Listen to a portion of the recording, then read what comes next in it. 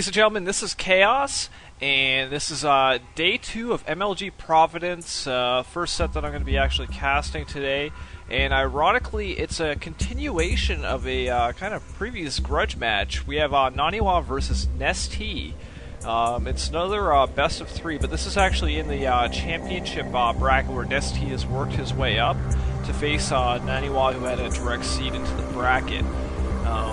Kind of funny backstory leading into this match is after Naniwa beat Nestea yesterday in a 2-1 best of 3 in their lead up to this, essentially he said that Nestea was more of an idiot and not the genius Zerg that he assumed he was. So anyways, apparently Nestea is pretty pissed heading into this match and said he will destroy Naniwa. So kind of a storyline which makes this match a little bit more interesting. Anyways, so obviously first map of this set is Zelnaga Caverns, the map that's really been in the StarCraft 2 map pool the longest. It's a standard 1 vs 1 map, and really every player's played on it so much that the kind of metagame here has really kind of been figured out. So I think this has got to work in the favor of Nestea a little bit, because in like straight up kind of mechanics and whatnot, he's probably a little bit of a stronger player. He's known for playing like just so perfect. And we see Naniwa has thrown down a Forge, so he's going to try probably a Forge expand on this map.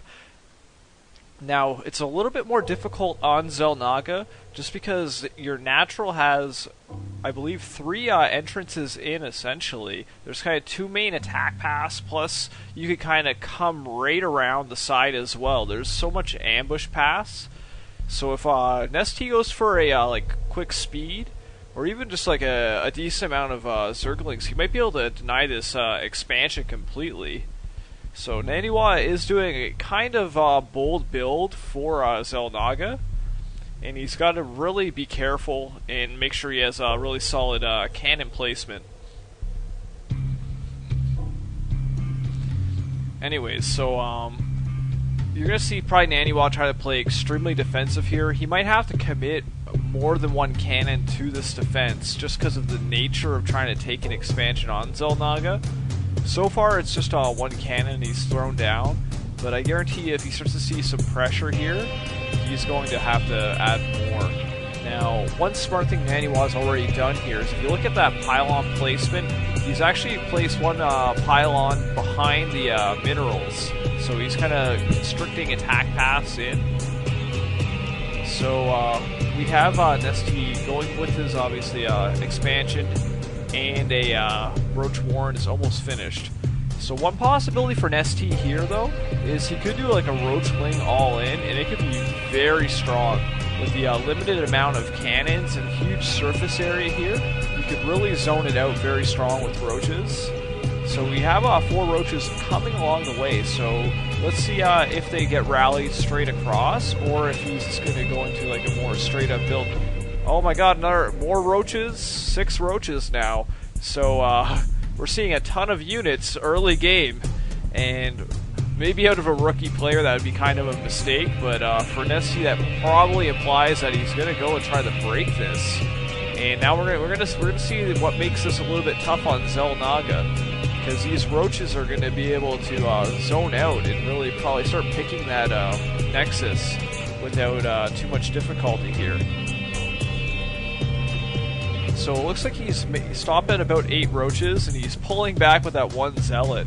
But if you look, he doesn't have many units, and he's really only producing out of 1 gate. So this is like a very thin defense. So here we go. The attack has started here, and the cannon is being forced down. So we just have 1 cannon there, and there's only 1 stalker there. Boom, the cannon is finished, and now the stalker's being targeted there. And it looks like Nestea is just going for it. Forge is being targeted down. If that drops, he's going to be in a lot of trouble here. And the Forge has been finished, and he pulls back the 1 weakened Roach. And Naniwa is in trouble here. And really, this could be critical. Great force field. This is clutch, keeping the Roaches out of the base. Nestea has to pull back at this point. He might try to pick off that Cybernetics, though, or start picking off the Nexus. And look at this, the Nexus is starting to get targeted down, and once again, Naniwa has to really overcommit on making extra cannons. And look at that, having to actually target down one of his own cannons just to get his stalkers out. And Nestea is already doing a ton of damage here, because behind this he's actually creating a lair and he's droning up like crazy, where Naniwa is in complete defense mode here, just trying to add 3 more gates, and his warp gate is about to finish. Once that warp gate finishes, he'll be able to reinforce. Oh, he's actually going up to 5 gates now. So he may try some counter offense, but there's almost a 20 food differential at this point. And finally the forge is getting rebuilt.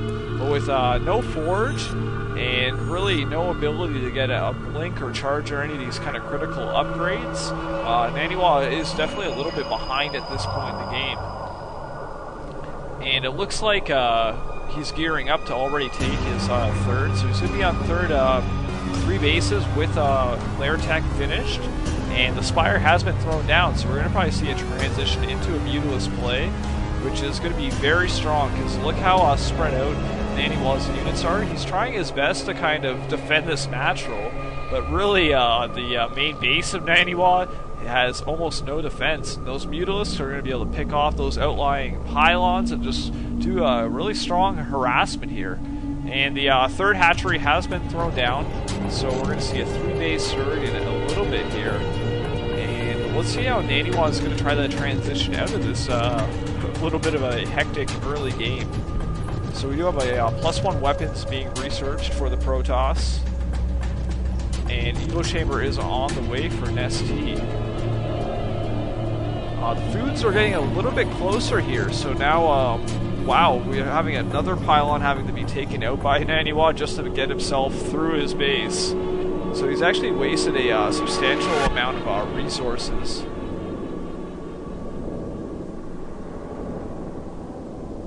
Oh my god.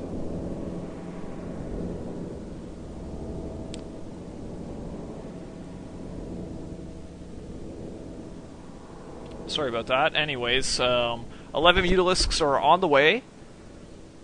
And it looks like Nestea will have to cancel that third base of his with all this pressure coming around his way.